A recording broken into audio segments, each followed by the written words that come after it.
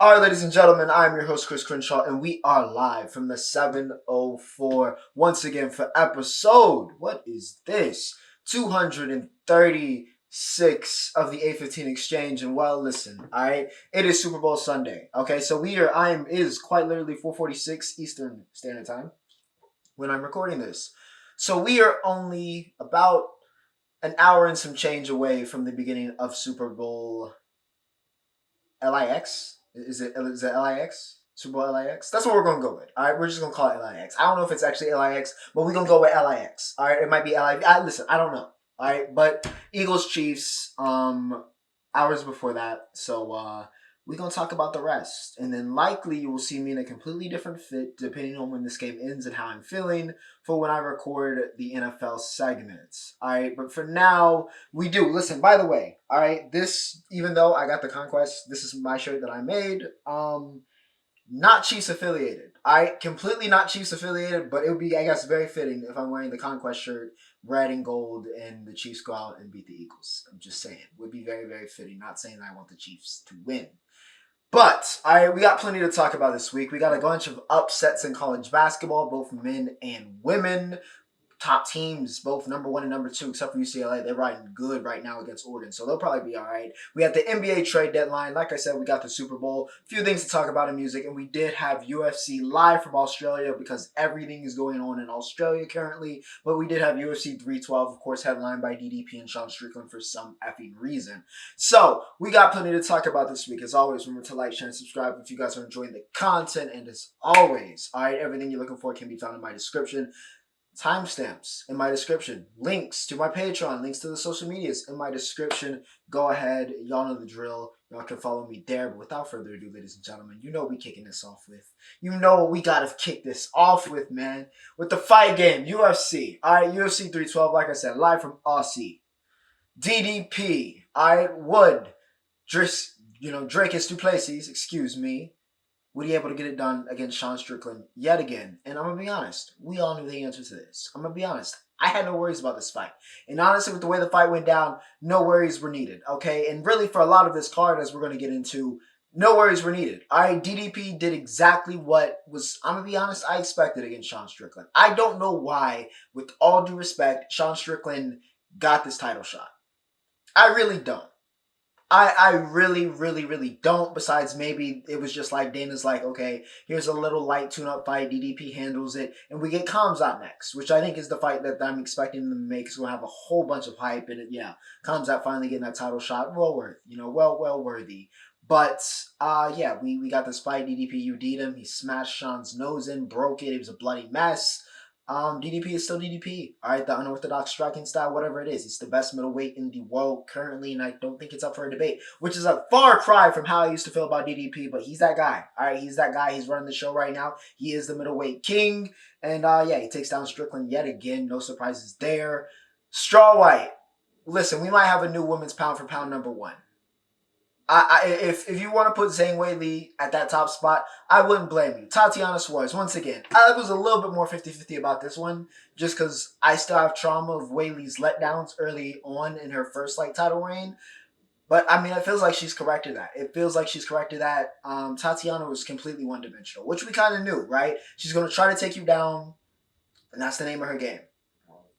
But being one-dimensional does not win UFC championships. Not in 2025. Maybe once upon a time, but certainly not in 2025. And of course, Tatiana was, hadn't fought in 2 years, coming off multiple knee surgeries. Now I get it. The women's divisions are not the deepest, and she was undefeated. So not completely crazy, unforeseen for her to get this title shot. But let's be real, Weili had this in the bag, and she did. All right, Weili took care of business. She got the KO, or excuse me, she didn't get the KO, but she got the UD, which again, 8 of the 12 matches on this entire card.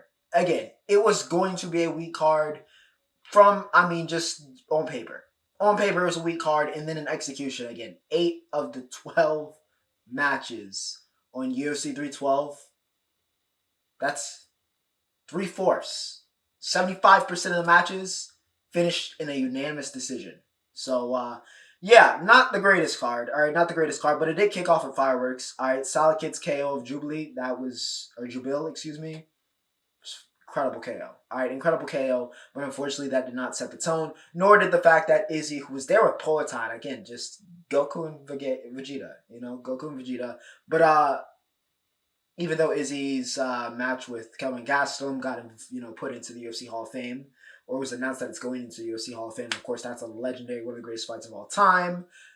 Yeah, it just wasn't, that wasn't the vibe for the actual card. So, UFC 312 underwhelms, but, DDP, Weili prove why they are on the top of their divisions. Now, let's talk about CBB, shall we? Let's talk about CBB.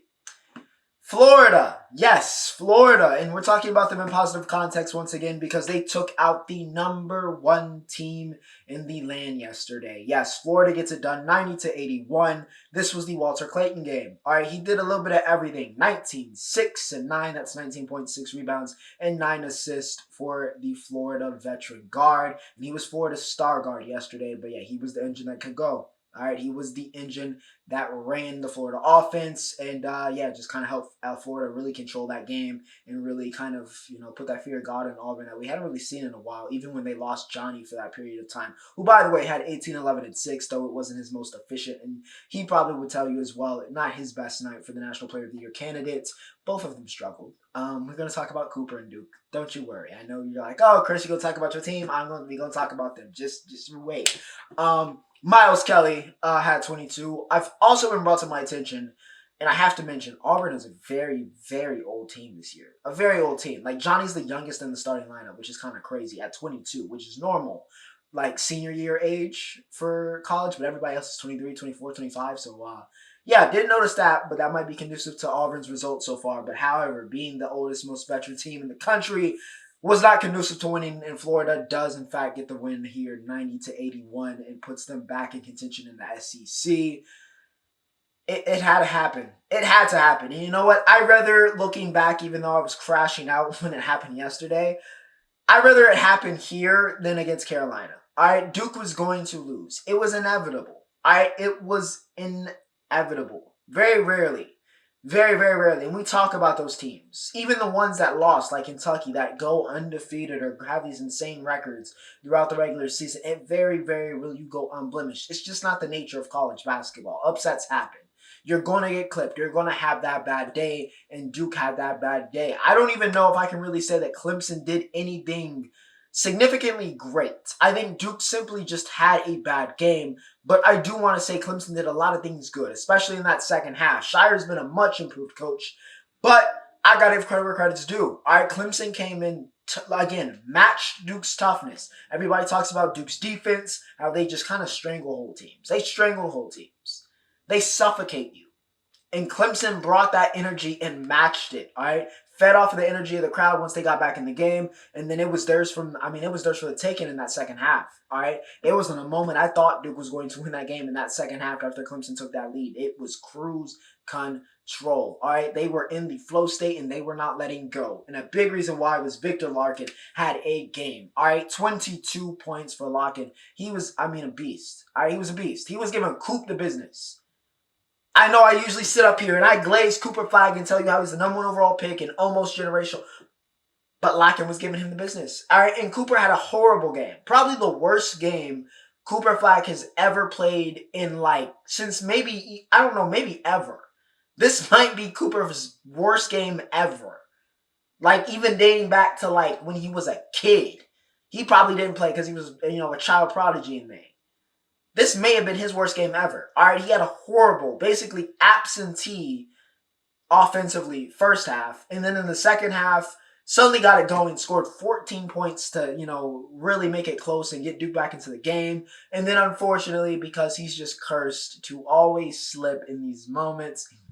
But, I guess fair play to the, Clemson floor cleaner, mop lady who did not clean the floor. And it worked out because Cooper slid on a wet spot and he was about to score and tie the game, but he slipped. So Clemson got the turnover and was able to hold on and win the game 77-71. So yeah, unfortunate. All right, really, really unfortunate how that ended and really unfortunate that we lost. But again, we were going to lose at some point. So, Clemson, it feels like they were kind of due against us anyway, especially since they've been harboring a lot of, ill will since that Zion Williamson incident in his recruiting. So, yeah, congrats to the Tigers. They get it done. Duke, going to be very interesting to see how this team responds to some adversity that a lot of people were wondering if they were going to face, before Illinois, before the tournament. So, we will see where they land. I will say, though, Tyrese Proctor, for some good news for Duke fans, has been on a heater recently. And, yeah, if Reese is playing like this, that's going to be a very, very, very good indicator of success for Duke in the tournament if Proctor's playing this well. So, yeah, we'll see. But Clemson does pull off the upset in number 1 and number 2 fall. Women's game, okay? Tennessee and UConn. Yes, all right, Tennessee, who's playing LSU as we speak right now and not winning that game. But they did win this game, all right? The rivalry, them versus UConn, used to be Candace versus Gino, Pat versus Gino. Like, we used to have some iconic matchups back in the day. But Tennessee, fell off a little bit. UConn fell from the crown of, just kind of being on top forever and ever and ever in women's basketball, but still were amongst the elite. Well, Tennessee's a little bit better now, and they did pull the upset here. 80-76, they get it done. Spearman had 16 and 7, though it wasn't just her. All right, it was a great team effort, a great team game from the Tennessee Volunteers. But the big story here, Paige Bueckers. All right, I'm not saying she's not the number 1 overall pick. I'm not even saying that Paige won't be elite in the W, but Let's cut it. All right, let's cut it where it needs to be cut. Okay, her and Caitlin were different tiers. Respectfully. All right, y'all gotta stop making it natural because same class and same position, but Caitlin was just a tier above. It's just a tier above, and that's all I'm gonna say about this. And we're gonna move on. All right, because I don't want to start a little fan war here, but Caitlin was just better. Caitlin has a certain takeover gene that it seems like Paige, maybe once upon a time, I felt like she had at Hopkins and really maybe even had before her injuries in her freshman year. But I don't know if Paige has that same... She's still Paige Bueckers. She's still elite. She's still, one of the best in the country.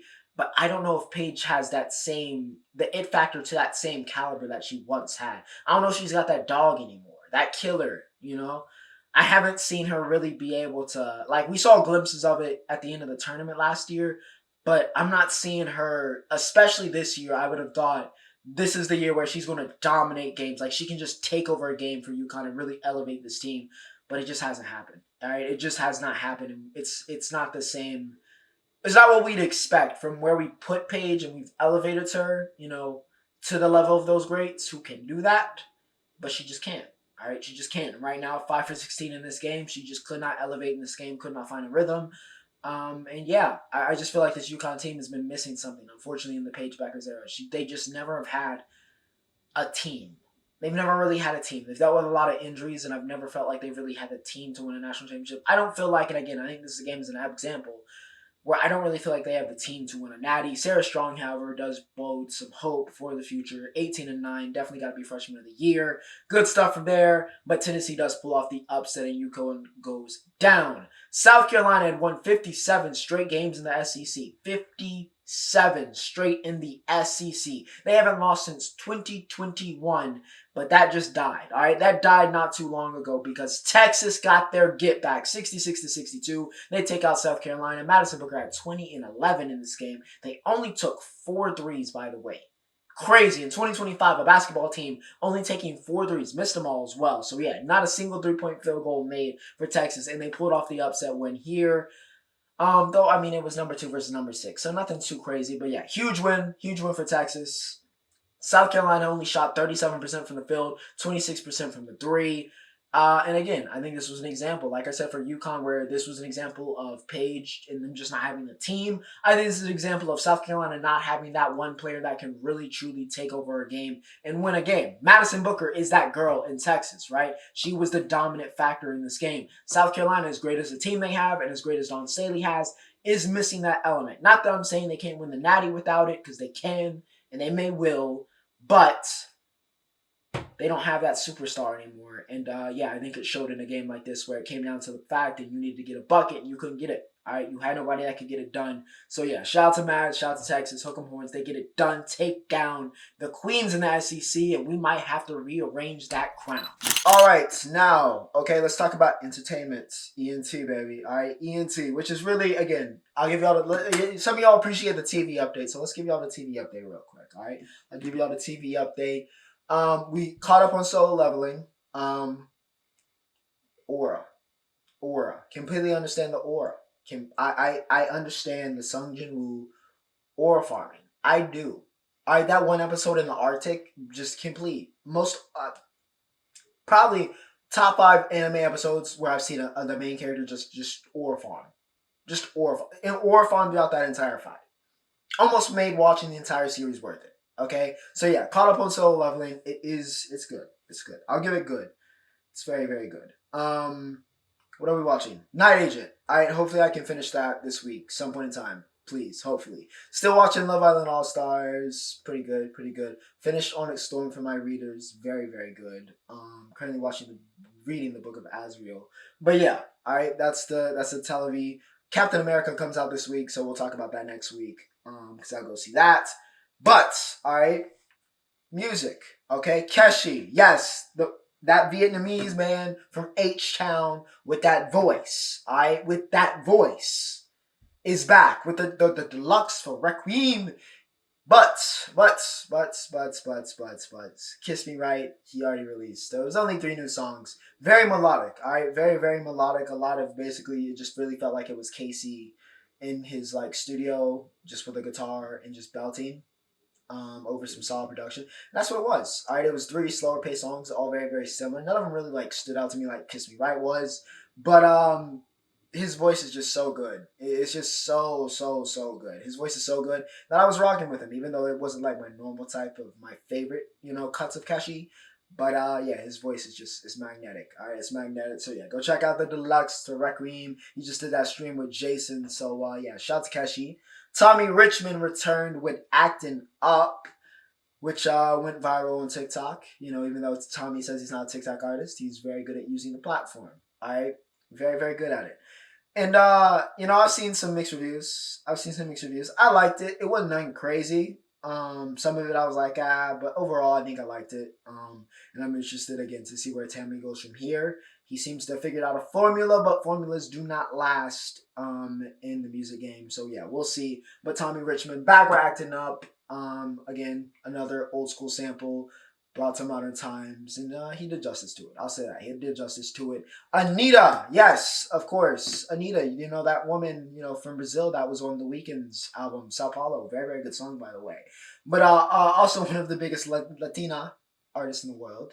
She came back with Romeo this week. Very, very good. So, yeah, if you want to get into, more of that, even though this wasn't really Brazilian funk, but, if you want to get more into that Latin, Latina, you looking for that type of artist, Anitta is a great place to start. Alright, considering she's also at literally the top of the game. But yeah, Romeo, good stuff. It's got my cosign.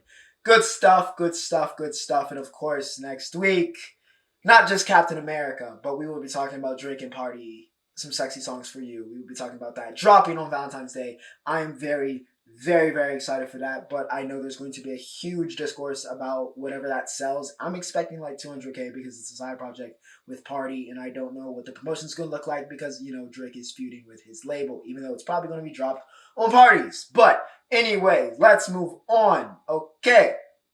National Basketball Association, NBA. Honestly, we're not even talking about any of the games. We're going to be talking about the trade deadline because it was a madness. Okay, shout out to Shams for putting on in his first solo effort post-Woj.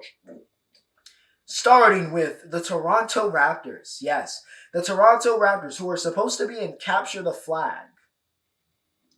I mean, they're supposed to be, trying to get Cooper Flag here, trying to get that number 1 overall pick. That's what the fans want. And listen, they did get a Duke Ford. Just not Cooper Flag. They traded for Brandon Ingram. All right, they got BI for Bruce Brown, Kelly Olynyk, a first and a second. So, yeah, Pelicans get a nice little haul, and BI gets a fresh start in the 6. Again, that's a net positive for a team like Toronto that's not very good. And BI he's a good player. He's a good player. Was a borderline all-star not too long ago. We'll see if he can get back to that level. Still fairly young. And again, doesn't mean they can't get, Coop at the end of the day. Doesn't mean they can't get in a position to get that. Maybe BI can run, as kind of a little bit of a tank commander. We're going to be talking about tank commanders a lot in this segment. But, yeah, interested to see where we go here. But, yeah, Raptors get BI. Jimmy Butler finally got traded, all right? And he is a Golden State Warrior. Had a very solid debut yesterday as well. But he gets traded for Andrew Wiggins, Kyle Anderson, another player, and some cash considerations and picks. Dennis Schroeder also got traded, which I just found funny. This is his 9th or 10th team in 8 years. They are just passing Schroeder around like a blunt. Like, he is like the de facto guard in a trade. Like, if I hear a random trade, I'm just assuming that at this point that Dennis Schroeder is getting traded. At this point, I just have to. I mean, he's always on the move. Like, I don't know what he does for like his living situation, because it feels like he's moving to a different city every 8 months. So yeah, Schroeder gets traded again in a massive 5-team trade, by the way. But JB to the Warriors, again, I don't really think that moves the needle that much. It makes the Warriors better, sure, but again, I don't think that really moves the needle that much. However, it will be very entertaining in a year and a half when Draymond and JB fall out and Butler wants to go to his next team. Andrew Wiggins to the Heat will be interesting. Him and Kyle Anderson. Honestly, I think that could work out for the Heat, who are trying to kind of move into a new era post Jimmy. So we'll see what happens there. But yeah, Butler to the Warriors.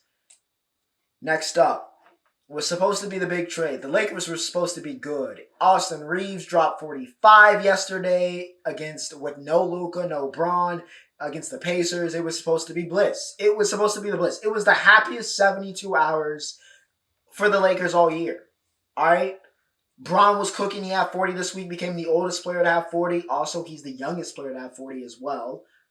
So it was, Lakers are up. All right, Lakers are up. But Mark Feld is, I don't know what to tell you guys, but Mark Williams, he failed his physical. And it wasn't even his back, which is what everybody thought it was going to be, but it was apparently something else. But Mark Williams fails his physical. So the trade gets rescinded, which is really awkward. So Dalton Connect is still a Laker. Cam Reddish is also still a Laker. And Mark Williams is still a Charlotte Hornets. But this makes this just so awkward. And very, very bad for the Lakers, who were depending on this to get their center, right? So, yeah, just a really, really crazy situation there. I thought I went to go see on Tuesday when they played the Bucks. I thought I saw Mark's last game as a Hornet. And I guess not. But yeah, very interested to see what his injury, or what his body is looking like under a doctor's eye. If he is failing a physical and the Lakers are like, yeah, we need a center, but we can't take this guy. Like, it's got to be something serious. So, yeah. Unfortunate situation for the Lakers, but Luka will be making his debut, I think, tomorrow, or when you're watching this later tonight. So, yeah. Good stuff there. But unfortunate for the Lakers, they don't have a center. So Dwight Howard, you might want to pick up the phone. And lastly, all right, the Bucks, another man that's perpetually in a broken body, and that is, of course, Chris Middleton, who can barely move, but he will be the new tank commander in Washington. Kuz gets to play playoff basketball again because he's going to Milwaukee, but Chris Middleton is going to Washington to make sure that they can capture the flag. They also got AJ Johnson, who could be a really good young piece in the future, depending on how they develop him. But yeah, Washington just swapping out tank commanders here.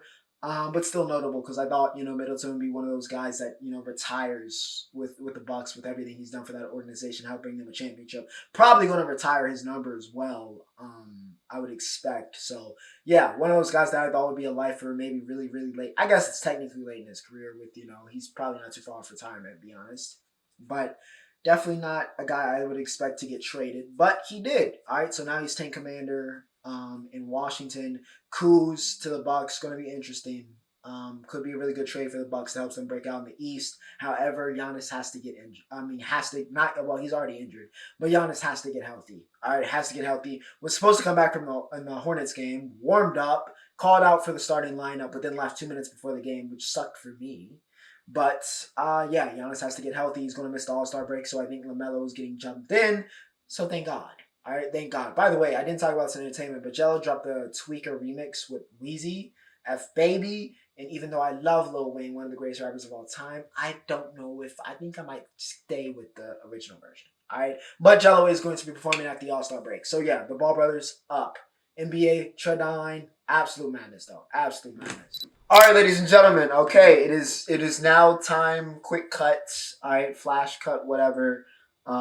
Slight outfit change because I just took a shower, so we do have the Mercedes. Shout out to MB. We got the Mercedes hat again. It was unfitting. All right, I said in the intro it might be fitting if the Chiefs handle business, but it's unfitting because they were the ones that got conquered. As ladies and gentlemen, Super Bowl LIX has come to an end, and well, Unfortunately, my instincts apparently continue to be unblemished as the Philadelphia Eagles.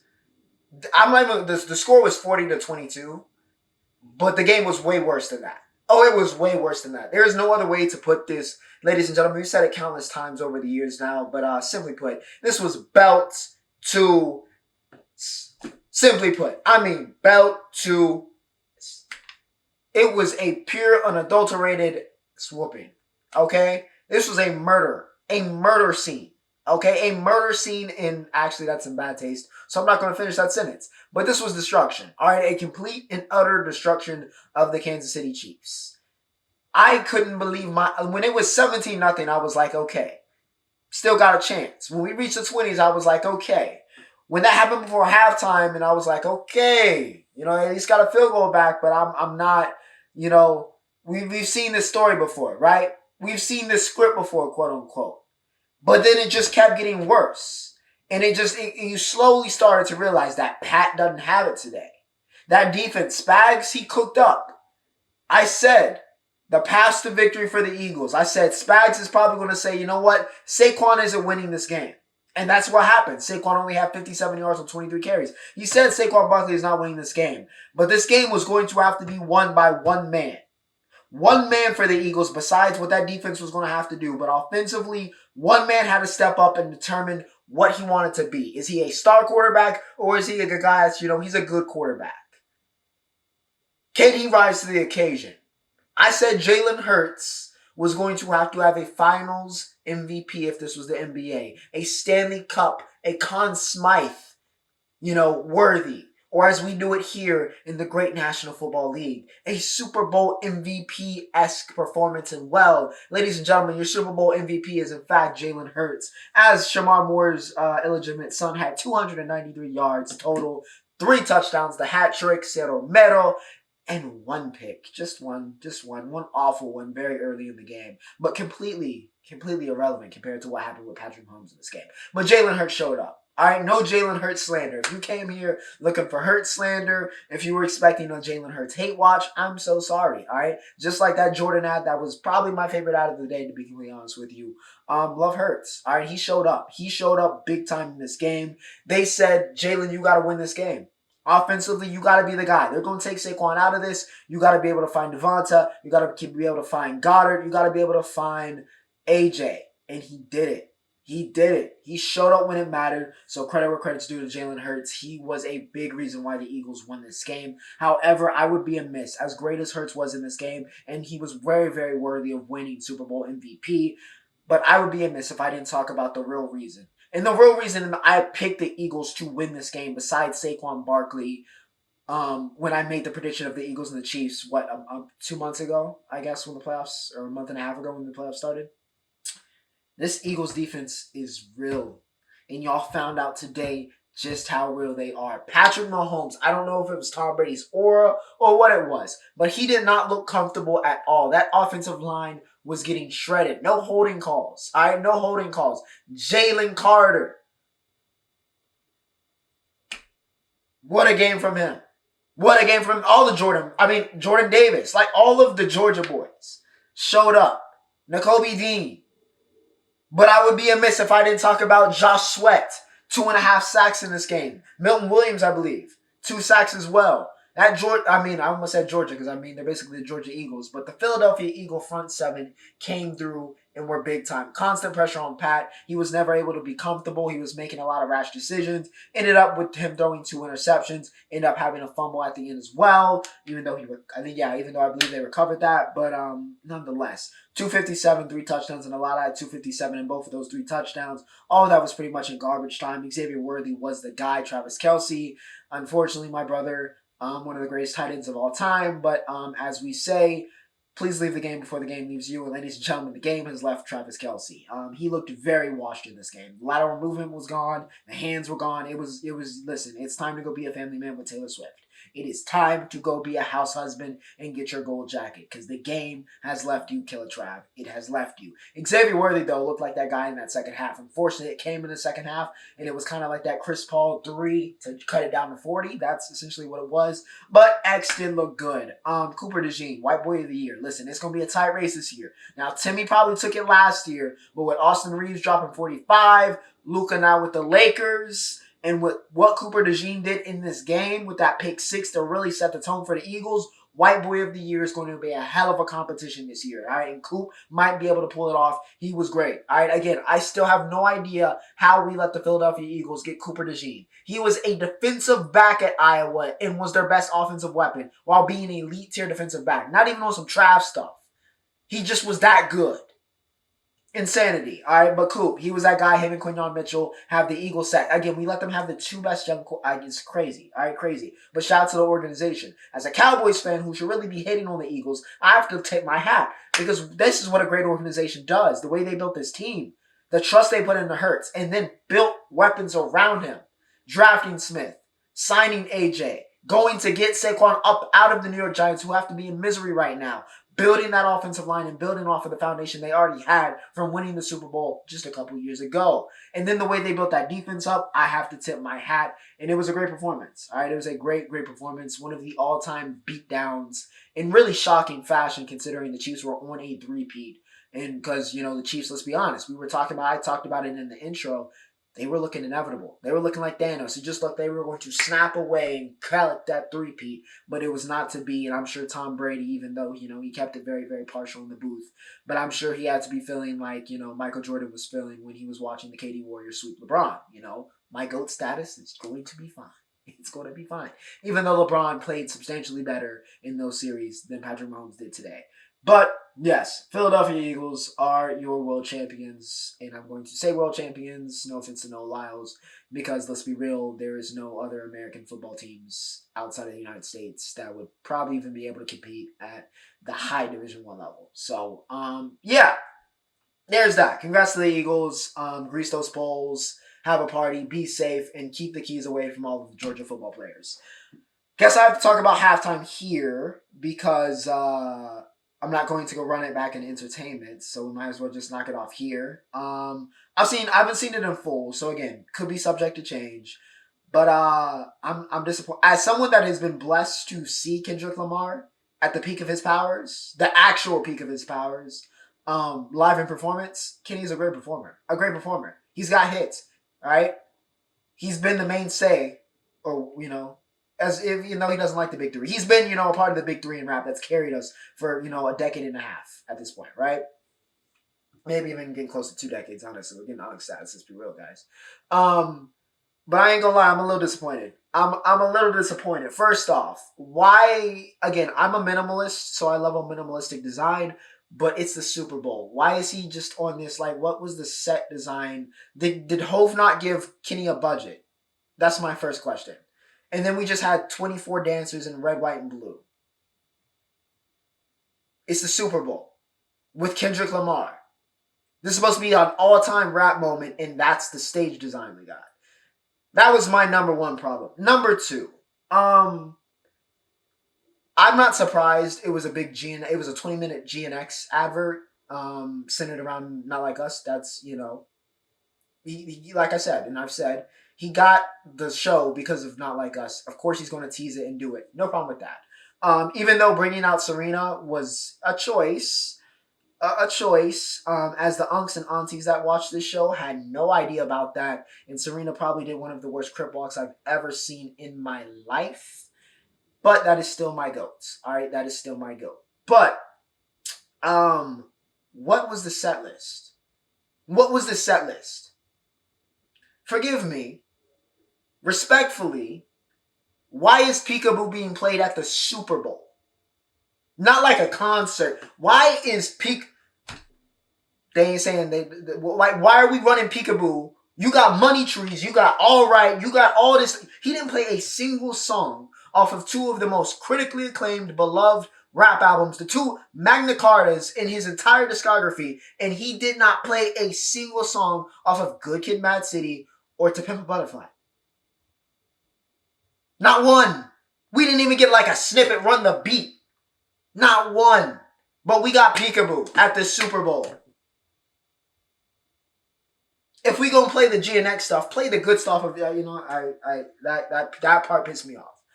Now, Kenny is still Kenny, so still wrapped his off, got the not like us moment, yada yada yada, people going crazy, yada yada. So it's not a bad, I wouldn't say it's the worst. I've seen some people saying it's the worst. I've also seen some people play glazing and being like, yo, this is top 5. That's what I got in the group chat. Me personally, it was okay. All right, it was very unremarkable, and I'm gonna be honest, he could have done way better. All right, again, I don't know if it's because the cloud of even though again he's not being sued, which for those that are uninformed, he's not actually being sued by Drake. So I don't know if it's just the cloud of the beef that it forced this to be kind of centered around, but even still, right? I expect you to play Not Like Us, but play your top. Like, this is the Super Bowl, bro. This is the Super Bowl. Play your stuff. Play what got you here. You got it off another man's name, that's cool, but play what made you Kendrick Lamar.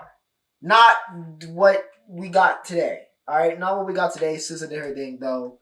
DJ Mustard got his moment 10 years late, but, he got his moment.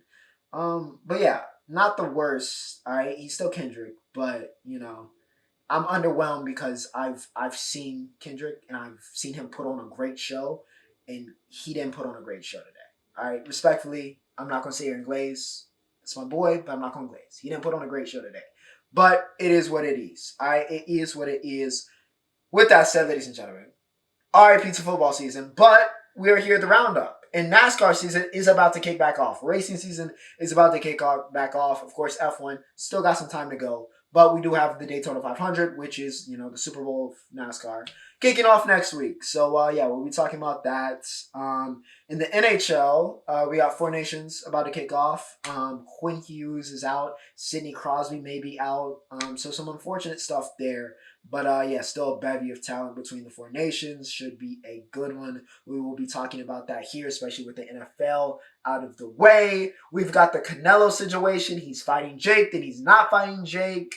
And he's fighting Bud, and then he's not fighting Bud, but now he's fighting Bud again, but he's fighting somebody before. It's just kind of all over the place. It's very, very hard to keep track of, but Canelo's fighting somebody. All right, and I think we're getting the Bud fight. So that's cool. If Bud wins that fight, though, I'm not going to lie, we're going to have some uncomfortable conversations about where he ranks all the time. But, yeah, I think that covers about everything. All right? Super Bowl, trade deadline, 236, in the books.